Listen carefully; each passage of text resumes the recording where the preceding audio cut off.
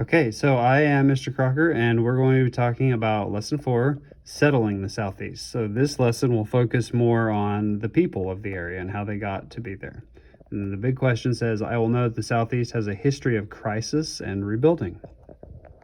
Okay, so this picture down here shows a picture of a modern Cherokee person, a man, and how they are keeping their culture alive. The Cherokee man performs a traditional dance. It's quite an outfit. That is quite an outfit. Okay, here we go.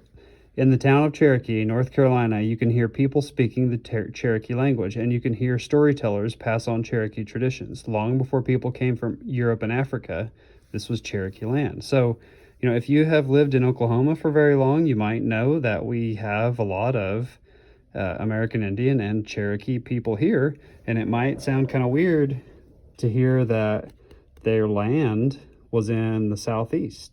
And, we also have Chickasaw and Choctaw people. And the reason for that is because we, European settlers, I should say, maybe that doesn't include everyone in our class, but European settlers forced these people to relocate to Oklahoma, okay? And so while we do have them here in Oklahoma, they were not always here. They were made to move here, okay? American Indians of the Southeast. For thousands of years, American Indians have lived in the Southeast. Even before Europeans came, the Southeast had a large population. Many different groups lived in the region. For example, the Cherokee lived in southern Appalachia. The Powhatan were on the coast of Virginia. These and other groups developed different cultures. Like others in the region, the Cherokee lived in villages. Their lives were shaped by the environment. They built houses from wood and clay. For food, they hunted, fished, and farmed. They made clothing from the skins of animals they hunted. So they were living more off the land, I guess you would say, closer to nature. Their lives were more impacted by the natural resources that they had. Explorers and settlers. In the early 1500s, the American Indians' world changed. That's when Europeans began to explore North America. Many of the first explorations began in the Southeast. Juan Ponce de Leon and Hernando de Soto landed first in Florida. In 1513, Ponce de Leon claimed Florida for Spain. In the 1560s, Spanish and French explorers settled along the Atlantic coast. About 20 years later, the English settled off the coast of what is now North Carolina. Then, in 1682, French explorer Robert de La Salle arrived. He sailed down the Mississippi River. He claimed the entire Mississippi Valley for France. In 1718, the French settled New Orleans. The Europeans met the American Indians who lived there. Sometimes the meetings were peaceful. Other times there was conflict. The American Indians were threatened by these newcomers. The Europeans had guns and steel armor, unlike American Indians. One American Indian who tried to avoid conflict was, okay, here we go with this name, Kokoski. She was queen of the Pamunkey, an American Indian group in Virginia. In 1676, the Pamunkey were attacked by English settlers. However, Kokoski agreed to help the settlers defend themselves against other American Indian groups. Her actions helped ease the conflict between the Pamunkey and the English. The early explorers mostly passed through the region. Some settled down while others kept moving. They left behind something deadly, however, germs. European disease would kill thousands of American Indians. Okay, so there was a lot of information there. If we look at the map, this is the Southeast, of course, and it just is from the dates of 1513 to 1718. And it shows the different expeditions that were made by different explorers. Okay, so the earliest was Ponce de Leon. He's the green arrow, and he, you can see, sort of explored the Florida Peninsula. Okay, and in that time, these settlements were established. So St. Augustine was the first, okay? Fort Caroline was the first, but that's French. So St. Augustine was soon after that. Oh, I missed another one. Charles Fort was 1562. Dates are hard, guys. Okay, so 1562, 64, and then 65. Augustine was the first Spanish settlement, but there were French settlements in the area before that. And then up a bit further north, we see Jamestown and Roanoke, which were English settlements. Okay, and then quite a bit later, in 1700, we see New Orleans, which was also settled by the French. Okay, so all of these people coming in and wanting to live in this area, it affected the American Indians that were there. And with these interactions, sometimes they were peaceful, sometimes they were not. Okay, and the settlers that came had more advanced technology in the sense that they had guns and steel armor, like they said. So eventually those are the people who won out and inhabited the area, and the American Indians, like we already talked about, were made to leave. Okay, the English colonies. In 1607, a group of 104 English men and boys set up a colony in what is now Virginia. They called it Jamestown, after the English king. The early days of the colony were hard. The Powhatan, a group of American Indians, helped the colonists. They traded food with the colonists. Jamestown became the first successful English colony in North America. By the early 1700s, the English had 13 colonies along the Atlantic. 4 of them were in the Southeast: Virginia, North Carolina, South Carolina, and Georgia. The colonies grew as Europeans made new lives in America. Many came as indentured servants. An indentured servant signed an agreement in which he or she promised to work free for a period of time. Others came to America against their will. Many enslaved Africans worked on large farms called plantations. They helped build the colonial economy and culture from the beginning. Okay, so let's go back. What that just said was that these English colonies, okay, they spread and started colonizing, setting up cities and towns and places where people would live all over the East Coast. Okay, and while these French and Spanish settlements were there, it was really the English colonies that took hold. And they also talked about how Jamestown, they had a really rough time there with food. They traded food with the Powhatan in the area, and that was part of what kept them alive. So while the English were having trouble growing food, they had other things that the American Indians wanted, and so they were able to trade for food. And that was what helped the English get a foothold on the continent and eventually colonize. Okay, this picture is Mount Rushmore. So this is a major U.S. landmark. This is a mountain, and they have carved faces into it. These faces are George Washington and Thomas Jefferson. Okay, 3 Virginians. By the late 1700s, the colonies were on the road to independence. Women and men from the Southeast were important on that journey. 3 men from Virginia were among the leaders in the creation of a new nation. George Washington led the colonial army in the Revolutionary War. He became the first president of the United States in 1789. As the father of his country, he was an example for later presidents. Thomas Jefferson wrote the Declaration of Independence. As the 3rd president, he doubled the size of the United States with the Louisiana Purchase. James Madison is called the father of the Constitution. He played an important role in creating the document that still guides our nation today. Madison was the nation's 4th president. Okay, so we kind of skimmed over this part. Among the people that were coming, okay, we had indentured servants who were Europeans who wanted to travel here, and the trip to the Americas was very expensive. Okay, you came by boat, it took a long time, and so the way that people would pay for this trip was to agree to work for someone for free. Just they're getting something for their work, but they're not getting paid as they're working. And then after a period of time, years, okay, then they would be allowed to go and live their own life. But that is different than enslaved people who were brought, okay, and they worked for free forever. They were viewed as being property, and they worked on large plantations in this area. A lesson ago, all of those places where we saw cotton, those were largely plantations, and the way that you run such a big farm is by having slaves.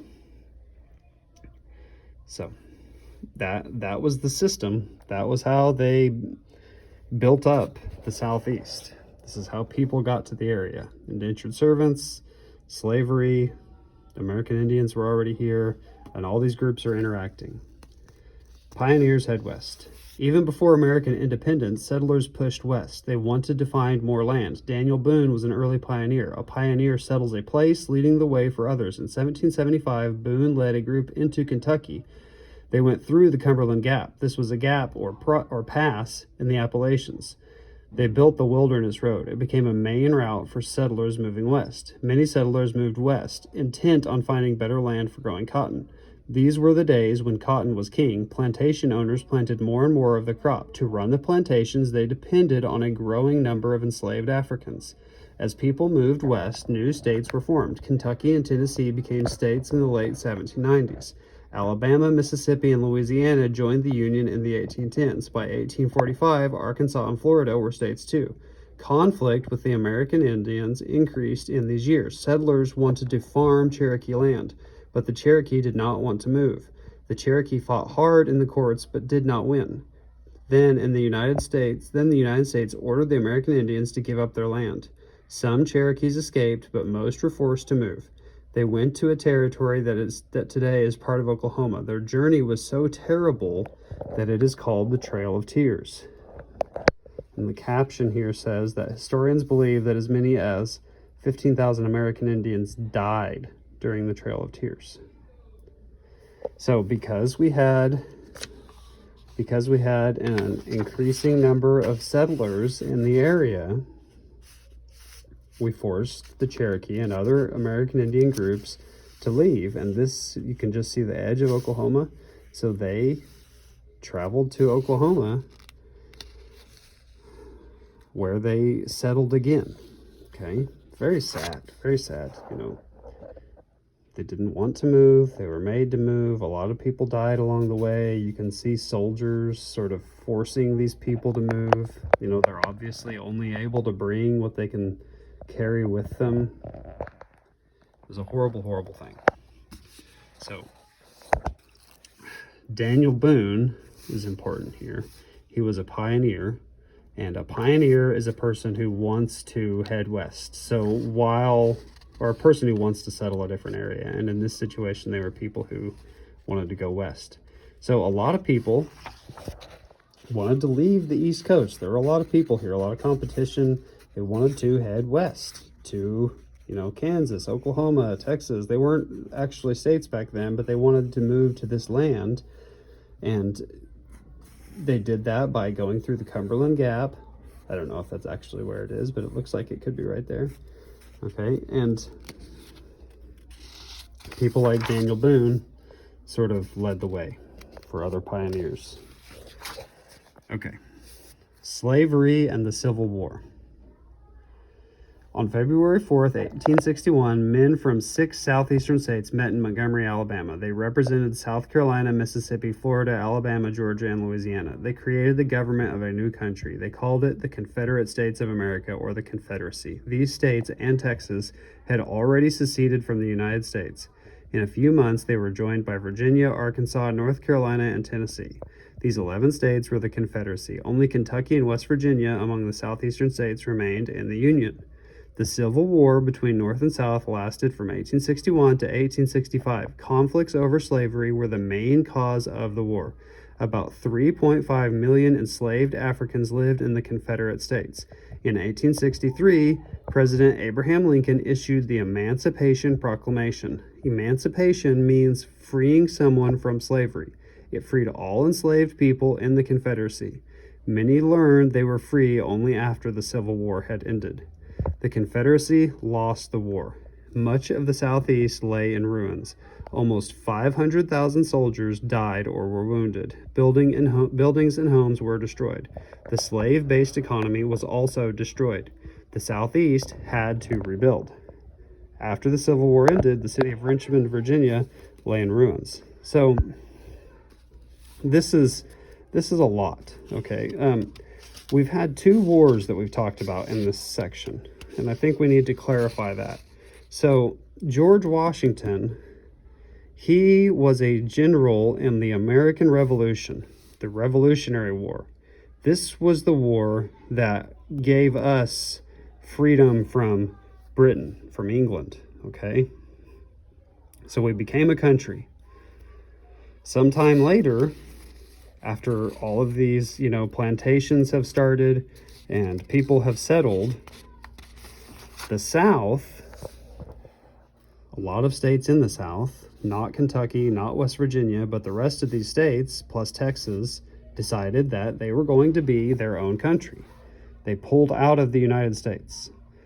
And the reason that they did this was mostly over slavery. So the South has these humongous farms. And to run these humongous farms, they need slaves. Well, in the North, they didn't have these farms, okay? And so they were quicker, they were more ready to adapt the idea that slavery was wrong.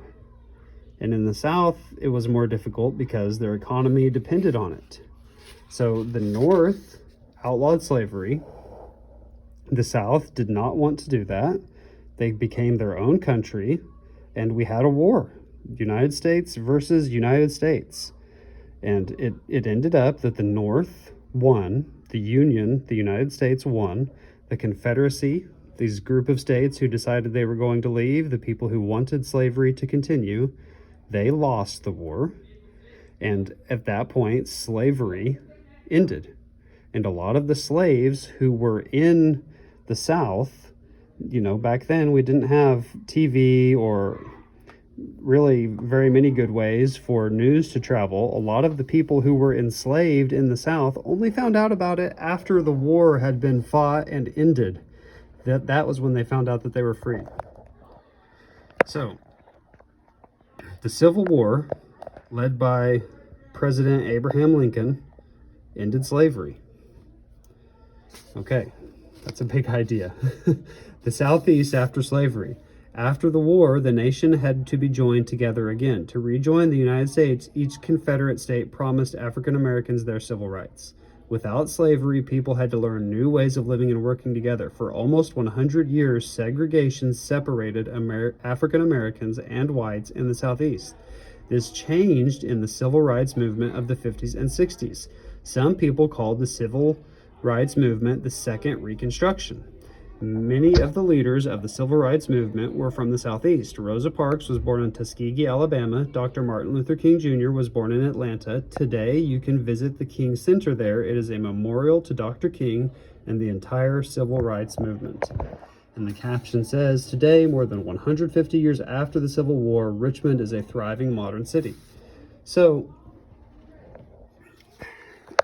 even after slavery ended, people in the South, especially, were probably not very happy about this situation. Their entire way of life had to change very quickly. And so, although these enslaved people were freed, they were not viewed as equal. They were not really viewed as equal. And it took a long time for them to even gain basic rights, like the right to go to the same restaurants as other people, the right to be in the same school as other people.